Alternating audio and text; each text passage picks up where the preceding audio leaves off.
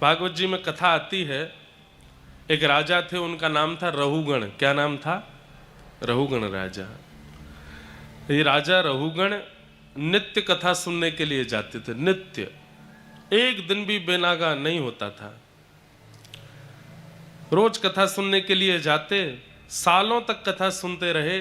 तो एक दिन क्या हुआ, ये राजा हैं, महाराजा हैं, इतने गांव, इतने शहर इनके बस में आते हैं, इतनी इनकी संपत्ति है, इसका अभिमान तो इनको रहता ही था, इसका भी अभिमान इनको होने लगा कि मैं नित्य कथा सुनने जाता हूं। और लोग प्रसिद्धि में इस बात को ये स्वयं बुलवाते थे कि सबको बताओ कि मैं नित्य सत्संग करता हूं, एक दिन भी नहीं छोड़ता। तब फिर उनके जीवन में एक भरत जी महाराज आए, जिनका जड़ भरत नाम पड़ा। ऋषभदेव भगवान के 100 पुत्रों में प्रथम पुत्र भरत जी, और वही जब अपने तीसरे जन्म में प्रकट हुए तो उनका नाम हुआ जड़ भरत। तो श्री जड़ भरत जी महाराज ने जाकर के इनका ये मान दूर किया कि भाई तुम कथा सुनने जाते हो, इसका भी तुमको अभिमान है। इसका मतलब क्या है? तुम कथा में जाते हो, पर कथा में बताएगा सत्संग तुम्हारे जीवन में नहीं आता, इसलिए तुमको अभिमान हो रहा है, मान हो रहा है। अनेक जन्मों के पुण्य जब एक साथ इकट्ठे होते हैं, तब गुरु की आज्ञा मानने का हमारा मन होता है। आज YouTube के माध्यम से, सोशल मीडिया के माध्यम से कथाओं का प्रचार बहुत हो रहा है, सत्संग का प्रचार बहुत हो रहा है, पर मानते कितने हैं, ये बड़ी बात है। लोग अपनी स्थिति के अनुसार कथा को सुनते हैं। कई बार व्यक्ति के जीवन में क्या चल रहा है ये पता करना हो तो उसका स्टेटस चेक करो। अगर अपने स्टेटस में उसने किसी संत महापुरुष की बात लगा रखी है तो समझो कि कोई छोड़ के चला गया बेचारे को, ब्याह टूट टाट गया है, कुछ तो गड़बड़ हुआ है, इसीलिए इतना एक्टिव होता। आजकल, पहले व्यक्ति दुखी होता था तो एकांत में जाता था, आजकल व्यक्ति दुखी होता है तो सोशल मीडिया पे आता है, वहां पे फिर पोस्ट करना शुरू करता है।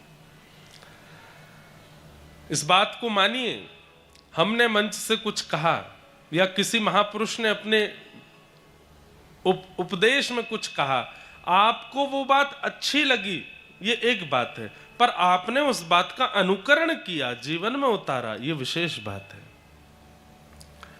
और अनुकरण बिना हरि कृपा के नहीं होता, बिना पूर्व जन्मों के पुण्यों के नहीं होता। हमारी प्रार्थना, अनुकरण कीजिए, जो सुनते हैं उसको जीवन में लागू कीजिए। एक सेठ जी थे, नित्य कथा सुनने जाते थे। तो व्यास जी ने उनसे कहा कि तुम तो रोज आते हो कथा में, हमने देखा है इतने सालों से हर कथा में तुम आते हो, पर कभी अपने साथ अपने परिवार के लोगों को नहीं लाते। तुम्हारा एक बेटा भी है, उसको भी लाया करो। तो सेठ जी बोले, मैं डर के मारे नहीं लाता। क्यों? कहीं उसको वैराग्य हो गया तो कथा सुन करके। और सेठ जी ने कहा, कहीं कथा उसको लग गई तो व्यास जी बोले, इसका मतलब तुम पहले ही निश्चित होके आते हो कि तुमको कथा लगे ना, कहीं कथा तुमको पकड़ ना ले, कहीं ये व्यास की वाणी तुम्हारे चित्त में कोई प्रभाव ना डाल दे, तुम पहले ही इसका चिंतन करके आते हो, तो फिर आते ही क्यों कथा में? कल अपने पुत्र को लेके आना। अगले दिन सेठ जी अपने पुत्र को लेके गए। तो व्यास जी संभवतः कथा में एक बात कह रहे थे कि गौ, ब्राह्मण और अग्नि, इन तीनों का एक ही गोत्र होता है। गौ, ब्राह्मण और अग्नि, इन तीनों का एक ही गोत्र होता है। इन तीनों को आप जो भी अर्पित करते हो वो ठाकुर जी को पहुंच जाता है। तो सेठ जी का पुत्र बैठा बैठा सुन रहा था। उसने कहा, बहुत बढ़िया बात बताई महाराज जी ने, गौ, ब्राह्मण और संत, इन तीनों को जो भी प्रदान करो ठाकुर जी को पहुंच जाता है।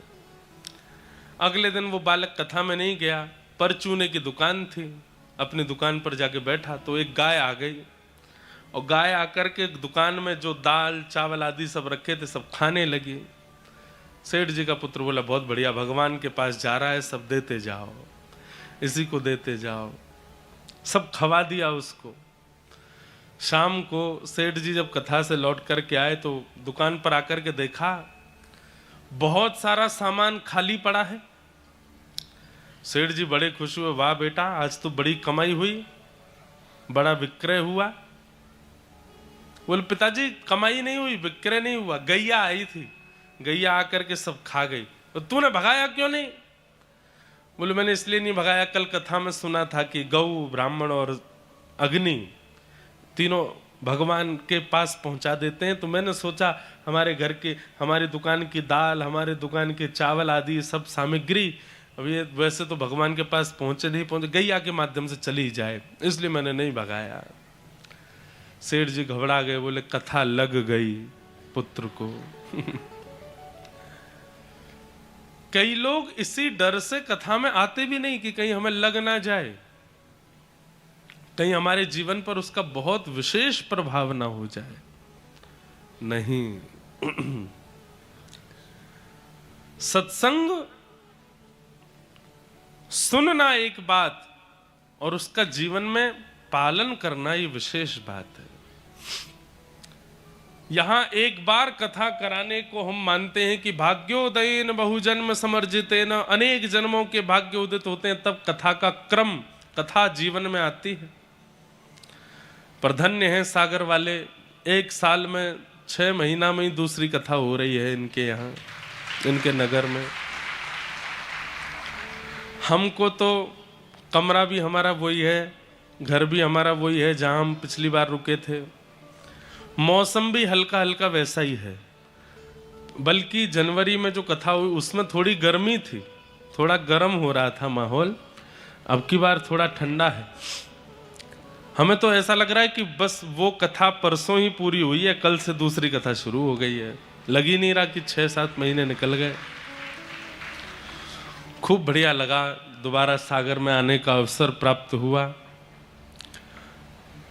ऐसे विधायक सबको प्राप्त हों जो कथा ही करवाते रहें। मध्य प्रदेश शासन के कैबिनेट मंत्री श्री नारायण कुशवाहा जी पधारे हैं, उनका बहुत बहुत अभिनंदन, बहुत बहुत स्वागत। तो हम क्या कह रहे थे, ध्यान से सुनो। श्रीमद् भागवत में एक श्लोक है और उस श्लोक में एक बहुत सुंदर बात कहते हैं, किसको जीवन में संबंधी बनाना चाहिए और किसका त्याग करना चाहिए। वास्तव में हम अभी कुछ दिन पहले कटनी आए थे, कुछ दिन पहले 5 दिन पहले ही कटनी में 3 दिन का एक उत्सव था, वो करके यहाँ से गए। तब भी हमने एक बात कही थी और आज भी हम पुनः इस बात को दोहराएंगे। हम अभी जब वापस वृंदावन गए तो हमको 2-4 लोगों ने पकड़ा भी उस बात को लेके, पर हमने कहा भाई देखो जो फैक्ट है हम तो व्यासपीठ से वही बोलेंगे। मध्य प्रदेश की जनता में प्रेम है, भक्ति है, पर यहाँ के राजतंत्र करने वाले, राज शासन करने वाले नेताओं में भी भक्ति है। इस बात से हमको बड़ी प्रसन्नता होती है। हमारे उत्तर प्रदेश में सामान्य से वार्ड मेंबर भी अगर कथा में आते हैं तो इतना हल्ला करते हुए आते हैं, पता चल जाए कि कोई आए हैं। पर मध्य प्रदेश की कथा में मुख्यमंत्री भी आते हैं तो इतनी शांति से आके बैठ जाते हैं कि कहीं कथा में विक्षेप ना हो। ये बहुत बड़ी बात है। वहां मुख्यमंत्री जी पधारे थे, यहां भी संभवतः पधार रहे हैं, और पहले ही बोल देंगे कि हमको एक ऐसा समय बता दीजिए कि हम आवें तो कथा में विक्षेप नहीं होवे। इतना विचार अगर इतनी बड़ी पदवी पर बैठे लोग करने लग जाएं तो समझ जाइए कि वो राज्य अच्छे हाथों में है, उस राज्य का विकास मंगलमय होगा।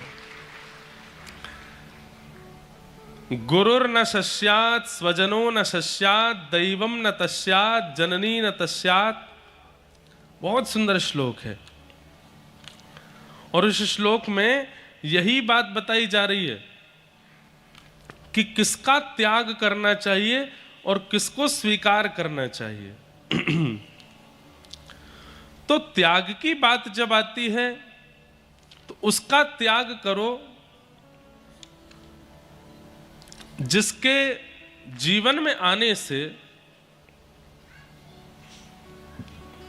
ठाकुर जी दूर हो जाएं, और उसको स्वीकार करो जिसके आने से ठाकुर जी जीवन में आ जाए।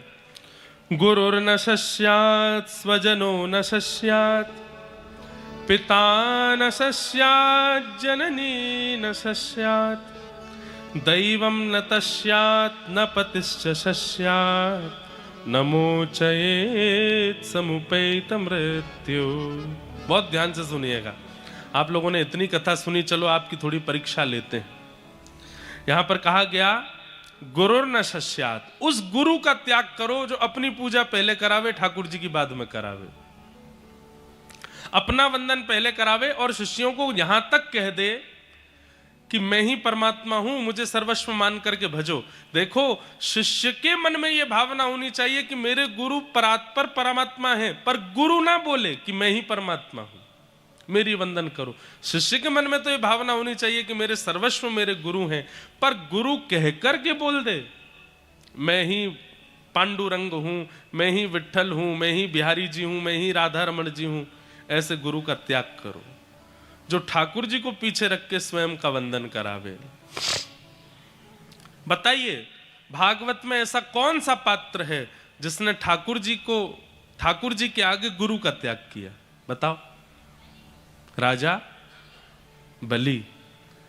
जब भगवान द्वार पर आए, अभी प्रश्न करूंगा, सबके उत्तर दीजिएगा आप लोग। भगवान वामन बनकर के द्वार पर आए और राजा बलि से 3 पग जमीन मांगी। राजा बलि जैसे ही संकल्प करने लगे, गुरु शुक्राचार्य जी उस संकल्प देने वाली उस पात्र में जाकर के बैठ गए, जल निकलने ही नहीं दिया। तो भगवान ने कुशा से उस पात्र में छेद किया, जल प्राप्त होते ही प्राप्त हो गए। तो बलि ने त्याग किया अपने गुरु का। क्यों? भगवत मिलन में बाधा बन रहे थे। गुरु न शस्यात् स्वजनो न शस्यात्, अपने भाई बंधुओं का त्याग कर देना चाहिए यदि वो भगवत मिलन में बाधा बने। बताओ किसने त्याग किया? जोर से बोलो, किसने? विभीषण। विभीषण ने त्याग किया रावण का। क्यों? गुरु भगवत मिलन में बाधा बन रहे हैं। तो वो भाई भाई नहीं है जो कथा में जाने से रोके, जो ठाकुर जी के मिलन से रोके, जो आपको संभलने और सुधरने से रोके। आजकल घर के लोग यदि प्याज लहसुन छोड़ देते हैं, मांस मदिरा त्याग देते हैं, तो घर के लोग चिंता करने बैठ जाते हैं कि इसने मांस मदिरा आदि का त्याग क्यों कर दिया। अरे ये तो अच्छी बात है कि वो छोड़ रहा है, सुधर रहा है। भगवत मिलन मतलब भगवान से मिलना ही नहीं होता, अपने जीवन को संवारना सुधारना भी भगवत मिलन होता है। व्यक्ति समय से सोना शुरू कर दे, समय से उठना शुरू कर दे, अल्प आहार पावे, शुद्ध भोजन करे, शुद्ध व्यवहार करे, शुद्ध वस्त्र पहने, किसी के साथ छल कपट आदि ना करे, ये सब जीवन में परिवर्तन होना भी भगवत मिलन के समान माना जाता है। और इससे यदि किसी को दिक्कत होती है तो ऐसा भाई त्यागने योग्य है, उसको त्याग दो। स्वजनो न शस्यात्। अगला आता है पिता न शस्यात्, उस पिता को त्यागो जो भगवत मिलन में बाधा बने। ये तो बहुत सरल है। किसने त्यागा? किसने? प्रहलाद जी। ये आगे वाले ही बोल रहे हैं, पीछे वाले ना बोल रहे हैं अभी। किसने त्याग किया? प्रहलाद जी ने त्याग किया अपने पिता हिरण्यकश्यप का। अच्छा, इसमें एक बात और ध्यान से सुनिएगा। यहां त्याग का मतलब आप ये मत सोच लेना कि आज ही घर जाके छोड़ दो उनको। नहीं, त्याग का मतलब कई बार ऐसा होता है, आप लोग अपने व्यवहार में भी अनुभव करते हैं कि आप किसी व्यक्ति का शरीर से त्याग नहीं करते, लेकिन मन से उसकी उतनी इज्जत भी नहीं होती। आप शरीर से उसके साथ ही रहते हैं, सामने आ जाए तो आप व्यवहार निभाते हैं, पर मन में उसका स्थान नहीं है। यहां मन से त्याग की बात है। जो भगवत मिलन में बाधा बन रहा है उसका शरीर से तो आप त्याग नहीं कर सकते। हां, मीराबाई जैसी स्थिति हो जाए, कबीरदास जैसी स्थिति हो जाए, उतनी स्थिति में आ जाओ तो कभी शरीर से त्याग का भी एक रूप आ जाएगा। और एक बात बताऊं, शरीर से आप मत त्यागो, आप स्वयं का निर्माण ऐसा कर लो कि वही आपको त्याग दें। वही आपसे कहें भैया जय सिया राम ते बनो। आप तो केवल मन से दूरी बना लो भैया। हमारी ऐसी राम राम है, आपसे जब मिलोगे तो खूब गले मिलेंगे, खूब आपको देखेंगे, आपसे भोजन भी पूछेंगे, लेकिन चले जाओगे तो मन में कोई क्षोभ नहीं होगा कि भाई तुम चले क्यों गए। मन से त्याग। तो उस गुरु का त्याग करो जो भगवत मिलन में बाधा बने। कैसे? मन से। दूसरी बात, उस परिवार का त्याग करो जो भगवत मिलन में बाधा बने, मन से। उस पिता का त्याग करो जो भगवत मिलन में बाधा बने। प्रहलाद जी ने त्याग किया हिरण्यकश्यप का। जननी न शस्यात, उस मां का त्याग कर दो जो भगवत मिलन में बाधा बने। किसने त्याग किया था? भरत जी महाराज ने अपनी मां कैकेयी का त्याग किया। क्यों? राघव जी से मिलन में बाधा बनी है। दैवम न तस्यात, उन कुल देवी देवताओं का परित्याग कर दो जो भगवत मिलन में बाधा बने। देवता अलग वस्तु है, भगवान अलग वस्तु है। कुल देव, ग्राम देव, इष्ट देव ये अलग हैं, और भगवान तो सर्वव्यापक है, सबके हैं। भगवान सबके होते हैं। किसने त्याग किया देवता का? है किसने? कथा सुन के आए हो पहले। ब्रजवासियों ने त्याग किया किसका? इंद्र का। और कब त्याग किया? जब भगवान गिरिराज पूजन के लिए गए हैं और वहां इंद्र ने आक्रमण कर दिया ब्रजवासियों पर, तब गिरिराज पूजन के समय पर ब्रजवासियों ने देवता का त्याग किया। क्यों? भगवान से मिलने में बाधा बन रहा है। दैवम न तस्यात न पतिश्च शस्यात, उस पति का त्याग करो जो भगवत मिलन में बाधा बने। किसने? किसने? ये नहीं बता पाए हो। किसने त्याग किया? व्रज की गोपियों ने। जब रास का समय आया और रास के समय पर भगवान ने वेणु का नाद किया है, तब वही गोपियां अपने अपने पतियों को छोड़ करके गई हैं रास करने के लिए। पतिश्च शस्यात। और कई पतियों ने तो अपनी पत्नियों को कमरे में बंद कर लिया कि तुम जाके तो दिखाओ कैसे जाओगी। तो उन्होंने अपने शरीर से आत्मा का त्याग कर दिया, शरीर छोड़ करके आत्मा रूप धारण करके भगवान से मिलने को पहुंची। पतिश्च शस्यात पत्निश्च शस्यात, उस पत्नी का त्याग करो जो भगवत मिलन में बाधा बने। बताओ किसने त्याग किया? पत्नी का त्याग किसने किया? किसने? समझ नहीं आया। किस? कृष्णदास है?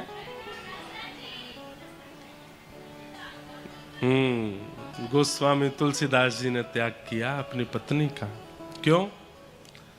अब देखो यहां पर हम लोग बात कह रहे हैं भगवत मिलन में बाधा, पर एक बात आपने समझी, जितनों के हमने नाम लिए त्याग के बाद ही ठाकुर जी मिले इनको। जब त्याग किया तभी ठाकुर जी की प्राप्ति हुई। गोस्वामी तुलसीदास तो पहले से ही तुलसीदास हैं, लेकिन जिस समय अपनी पत्नी के व्यवहार के कारण निकल गए घर से, उसी समय वह तुलसीदास निखरे और राम जी को मिले। सीधी बात, जो भगवत मिलन में बाधा बन रहा है वो हमारा है ही नहीं। पति वही, बहन वही, भाई वही, पिता वही, पत्नी वही, माता वही, स्वजन वही, गुरु वही, जो हरि सो मिलावे। सागर के लिए हम एक बात और जोड़ सकते हैं, विधायक वही जो हरि सो मिलावे। ये सुनकर के अभी हम पद यात्रा में थे तो हमारे बागेश्वर वाले बोले अब कहाँ कथा है? मैंने कहा सागर में। बोले हैं अभी तो आए थे आप कुछ दिन पहले। मैंने फिर से जा रहे हैं? अच्छा कोई और कथा? मैंने नहीं शैलेंद्र जी करा रहे हैं। फिर से कथा करा रहे हैं? और अभी तो किए थे। मैंने कहा जनवरी फरवरी में हुई थी। बड़ी भक्ति आई भैया चित्त में, इतनी जल्दी कथा करा रहे हैं। मैंने कहा ये तो किशोरी जी की कृपा है। वो भी आश्चर्य में थे, भाई कोई विधायक जी, कोई नेता जी, कोई भी व्यक्ति कथा कराने का, एक बार कथा कराने के बाद 5 साल तक तो मन में रहता है कि अभी धीमे कराएंगे, आराम से कराएंगे, बाद में कराएंगे। 6 महीना में इतनी व्याकुलता उत्पन्न होना, भगवान करे हमारे भारत में जितने राज्य हैं, जितने प्रांत हैं, जितने शहर हैं, सब जगह की राजनीति निभाने वाले राजनेता ऐसे हो जाए कि उनके राज्य में, उनके प्रांत में, उनके नगर में, उनके गांव में संत जनों का आगमन होता ही रहे, वैष्णव जनों का आगमन होता ही रहे। समझ जाइए कि एक दिन इतने संतों के आगमन के प्रभाव से ठाकुर जी को भी उस प्रांत, नगर, गांव में आना पड़ेगा। हमारे यहाँ भक्तमाल जी कहती हैं कि महादेव एक जगह को प्रणाम करते हैं, तो पार्वती जी पूछती हैं आपने इस स्थान को प्रणाम क्यों किया? तो महादेव कहते हैं देवी भविष्य में इस स्थान में कभी कथा होगी, इसलिए मैं इस स्थान को प्रणाम कर रहा हूं। सोचिए, जहां कथा होती है वक्ता की प्रधानता नहीं है, श्रोता की प्रधानता नहीं है, यजमान की प्रधानता नहीं है, प्रधानता है ये जो पोथी सामने विराजमान साक्षात कृष्ण स्वरूप हैं। ये ऐसे ही कहीं भी नहीं पहुंच जाती हैं। आप कितना भी धन खर्चा कीजिए, कितनी भी व्यवस्था कीजिए, भागवत जी अपने आप चल करके, अपने आप आपकी व्यवस्था से प्रसन्न होकर के नहीं आती। इनको कृपा करनी है, ये तो ही आएंगी। हम साल भर कथा करते हैं, कितनी कथाएं ऐसी होती हैं, सब व्यवस्थाएं होने के बाद भी वो कथा नहीं हो पाई। क्यों? ठाकुर जी की इच्छा नहीं थी। पर एक ही स्थान पर इतनी जल्दी दूसरी कथा का हो जाना, ये बंधुओं, हम 2 दिन से हम ही सोच रहे हैं कैसे हुआ। बस हो गया, ठाकुर जी की कृपा से हो गया। ये बहुत बड़ी कृपा है। बस ठाकुर जी ऐसी कृपा जैसी सागर पर हुई है वैसी भारत के हर नगर पर हो जाए, वहाँ कथा होती रहे। यहाँ हम 2 बार आ गए, पर सागर की स्थिति ऐसी बन जाए कि हर 1-2 महीना में कोई ना कोई कथाकार, सब भारत के बड़े बड़े संत महापुरुष यहाँ पधारें। और ऐसे राजनेता या ऐसे प्रथम व्यवस्था प्रमुख यदि किसी नगर में होंगे तो यह हो जाएगा, यह संभव हो जाएगा। एक राजा की कथा मुझको याद भी आ रही है, पर उनका नाम याद नहीं आ रहा। एक राजा थे ऐसे, उन राजा ने, अब एक राजा की तो कथा चलो जिनकी याद नहीं है उनका कल बताऊंगा, पर एक राजा तो आपके मध्य प्रदेश में ही थे, ओरछा के राजा, जिनका नाम था मधुकर शाह। क्या नाम था?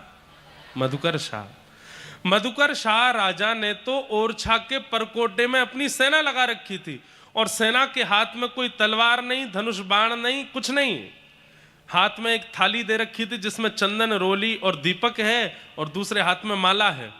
पूरी सेना के लोग हाथ में दिया और माला लेकर के खड़े रहते थे और दूरबीन लगा करके दूर दूर देखते रहते थे। ओरछा के परकोटे में यदि कोई भी संत महापुरुष दिखते थे, उनको आज्ञा थी दौड़ करके जाइए, सबको तिलक वंदन कीजिए, माला पहनाइए, दक्षिणा रखिए, और अंत में निवेदन कीजिए समय हो तो भीतर पधार करके राजा को आशीर्वाद दें। यदि समय ना हो तो वो वहीं से प्रसाद पाके प्रस्थान करें। 24 घंटे ओरछा के परकोटे में एक रसोई सिद्ध होती रहती थी, जहां पर पूड़ी, दाल, चावल आदि सब बनते रहते थे, और मार्ग में आने जाने वाले संत वैष्णवों की प्रसादी चलती रहती थी। ऐसे राजा मधुकर शाह कृपा करके राम राजा सरकार, मैंने कहा ना, ऐसे राजा जिस नगर में होंगे, ऐसे सेवक जिस नगर में होंगे, जिनके कारण संतों का आगमन बढ़ जाए, जिनके कारण संतों का आवागमन, कथाओं का होना प्रारंभ हो जाए नगर में, तो ठाकुर जी को आना पड़ता है। मधुकर शाह पर कृपा करने के लिए श्री राम राजा सरकार आकर के विराजमान हो गए, और आज भी श्री राम जी वहां विराजमान हैं।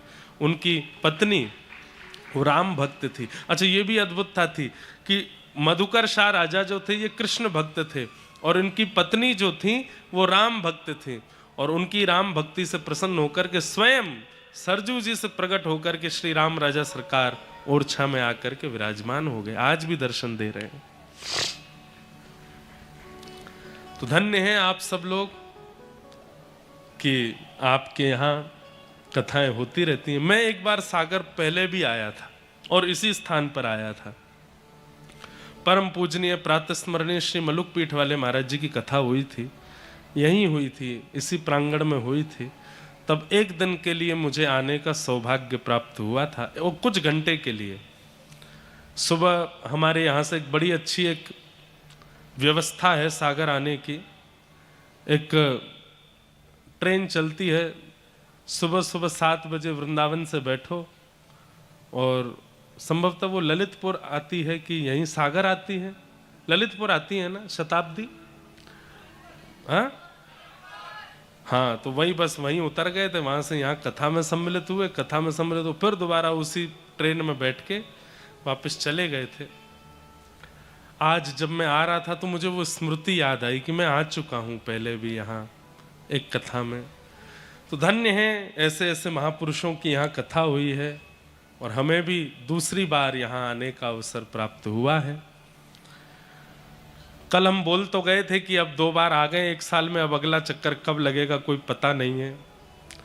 पिछली बार भी ऐसे ही बोल के गए थे 6 महीना में ही आना पड़ा, अब अगली बार का पता नहीं है कब आना पड़ जाए।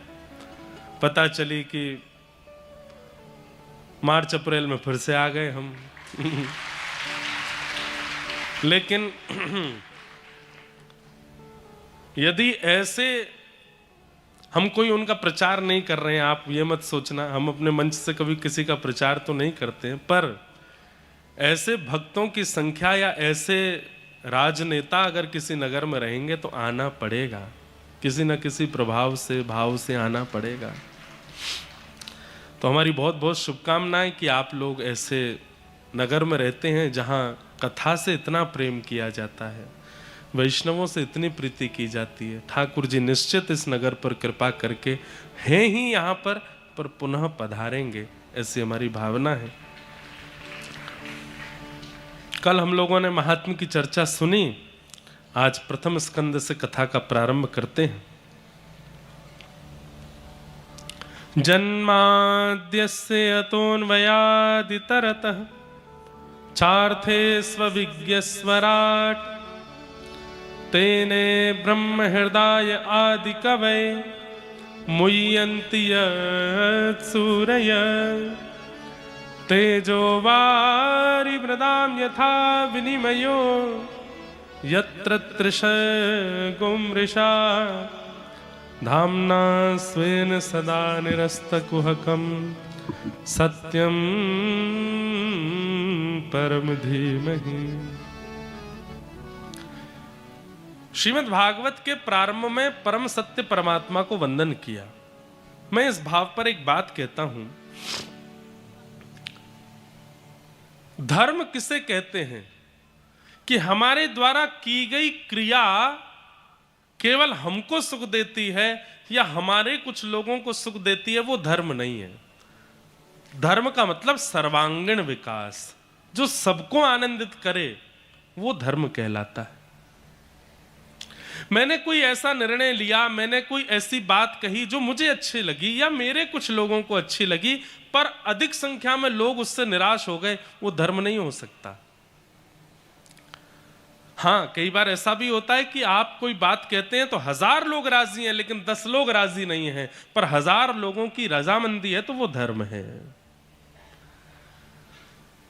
भागवत के प्रथम श्लोक में कृष्ण को वंदन नहीं किया। अगर कृष्ण वंदन करते तो शायद हो सकता है कि कई लोग उसमें प्रसन्न नहीं होते, राम वंदन करते तो भी उसमें कई लोग प्रसन्न नहीं होते, किसी अन्य देवी देवता को वंदन करते तो उसमें शायद कुछ लोगों के हृदय को ठेस पहुंचती, हमारे देवता का नाम नहीं लिया या हमारी देवी का नाम नहीं लिया। सबकी आस्था के केंद्र अलग हैं। तो वेदव्यास जी महाराज ने भागवत के प्रथम श्लोक में ऐसी वस्तु को वंदन किया जो सबको प्रिय है, इसीलिए भागवत पूजनीय है। और वो ऐसी वस्तु क्या है? सत्य। क्या है? सत्य। वेदव्यास जी महाराज ने कृष्णम परम धीमहि नहीं कहा, रामम परम धीमहि नहीं कहा।